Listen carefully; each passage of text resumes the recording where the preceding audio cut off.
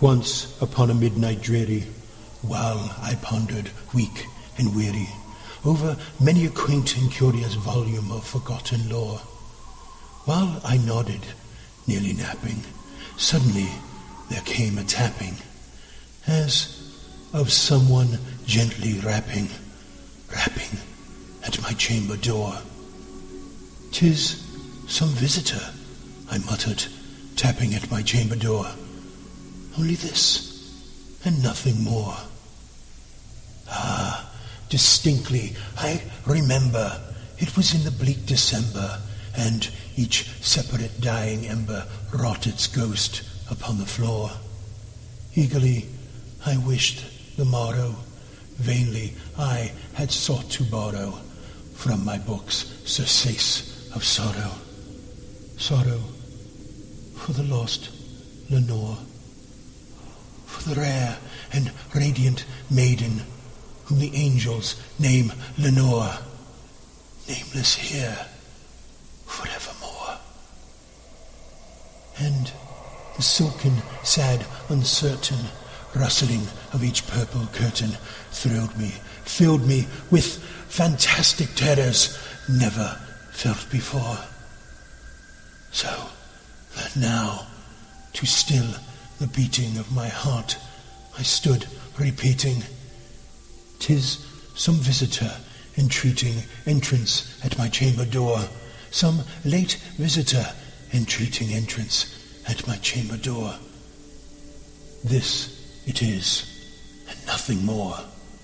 Presently my soul grew stronger, hesitating then no longer. "Sir," said I, "or madam, truly your forgiveness I implore, but the fact is I was napping, and so gently you came rapping, and so faintly you came tapping at my chamber door, that I scarce was sure I heard you. Here I opened wide the door. Darkness there, and nothing more." Deep into that darkness peering, long I stood there, wondering, fearing, doubting, dreaming dreams no mortals ever dared to dream before. But the silence was unbroken, and the stillness gave no token, and the only word there spoken was the whispered word, "Lenore." "This," I whispered, and an echo murmured back the word, "Lenore." Merely this, and nothing more. Back into the chamber turning, all my soul within me burning, soon again I heard a tapping, somewhat louder than before. "Surely," said I, "surely that is something at my window lattice. Let me see then what thereat is, and this mystery explore. Let my heart be still a moment, and this mystery explore. 'Tis the wind, and nothing more." Open here I flung the shutter, when, with many a flirt and flutter, in there stepped a stately raven of the saintly days of yore. Not the least obeisance made he, not a minute stopped or stayed he, but with mien of lord or lady, perched upon my chamber door, perched upon a bust of Pallas, just above my chamber door, perched and sat, and nothing more. Then this ebony bird beguiling my sad fancy into smiling, by the grave and stern decorum of the countenance it wore. "Though thy crest be shorn and shaven, thou," I said, "art sure no craven, ghastly, grim, and ancient raven, wandering from the nightly shore. Tell me what thy lordly name is on the night's Plutonian shore." Quoth the raven, "Nevermore." Much I marveled this ungainly fowl to hear discourse so plainly, though its answer little meaning, little relevancy bore.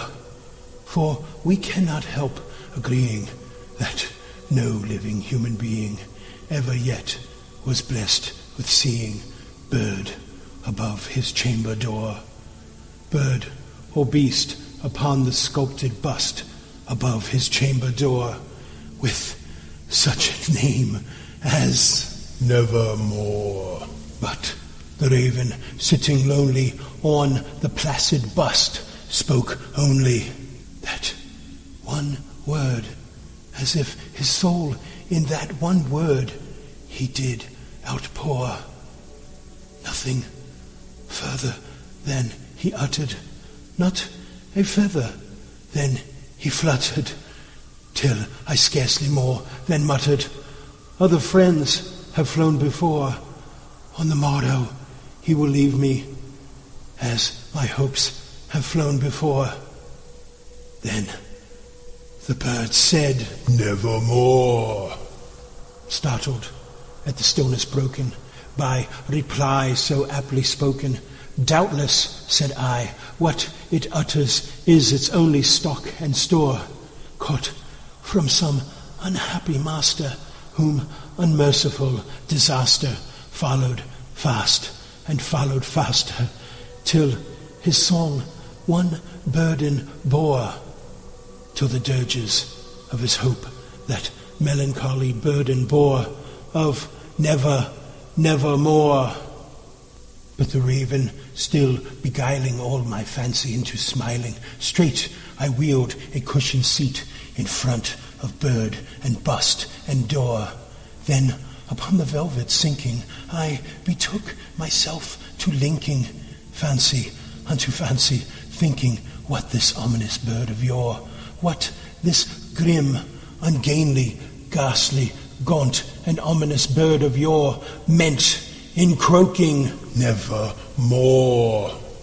This I sat engaged in guessing, but no syllable expressing to the fowl, whose fiery eyes now burned into my bosom's core.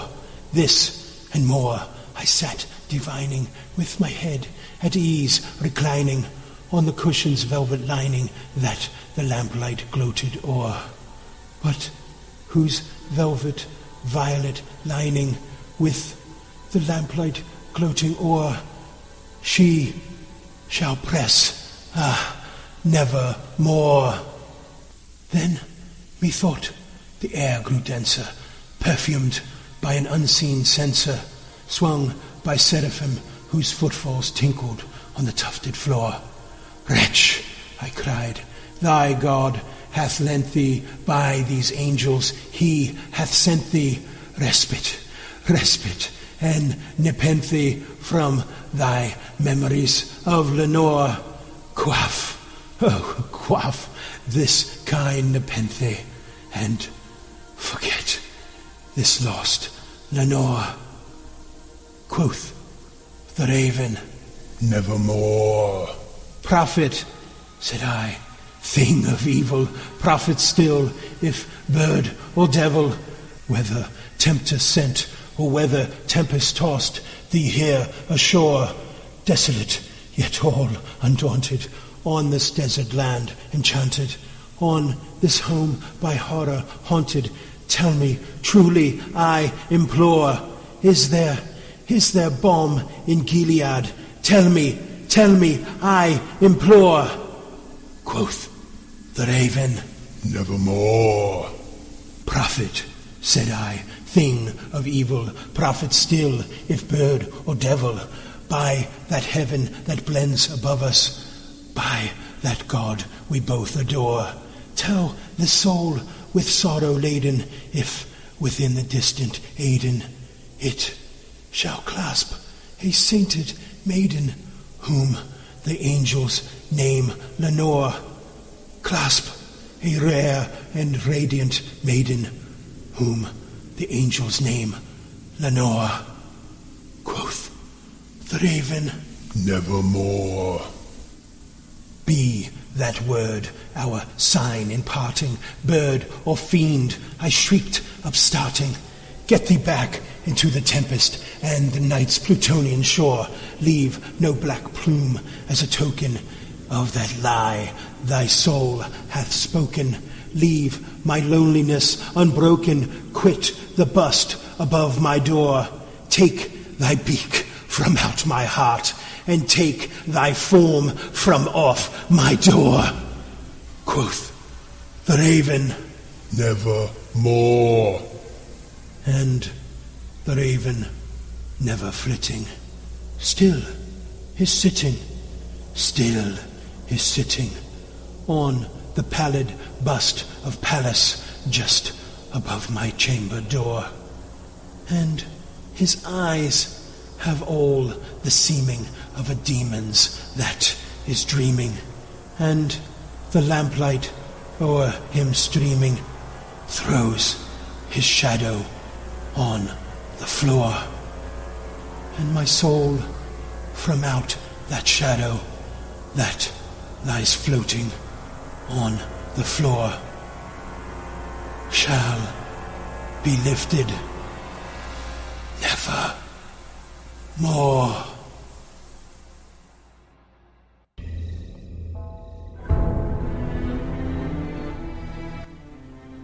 The Raven was written by Edgar Allan Poe and was performed by Viktor Aurelius.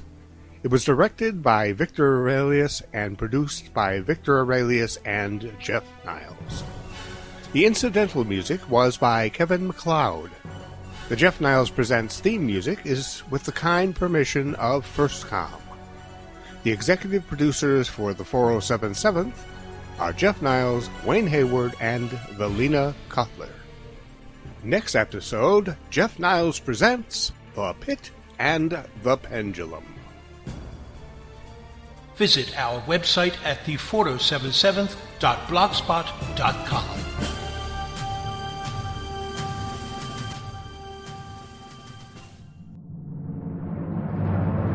This has been an All Better Audio production. This production was stitched together by the 407, making audio sound all better.